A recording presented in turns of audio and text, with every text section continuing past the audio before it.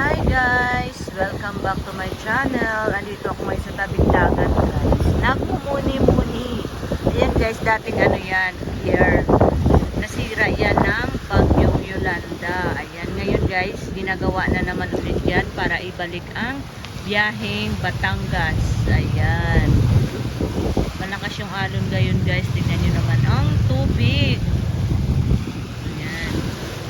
Dito ako guys sa tabing dagat, nagmerienda ako. Ayan. Ayan yung mga bangkang pagpalaot guys para makakuha sila ng isda. Kaso malakas yung alon ngayon guys. Paano sila makakuha ng mga isda? Ayan. Diba? Ayan. Yung iba yung nasa tabi guys. Ayan o. Ayan. Masama na naman yung panahon. Tingnan nyo naman yung langit guys. Ano, tingnan nyo ito yun guys. So, ayan o. Ayan, dating may tulay yan dyan. Ngayon, wala na kasi nga nasira ng bagyong Yolanda. Yan, ayan.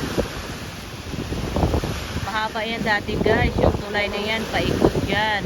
Ayan, hanggang doon yan. Yun, sa dulo. Ayan. Ayan yung karugtong yan sa dulo. Ngayon, ginagawa na nila. Yan, tingnan yung mga bato na yan, o. Ayan.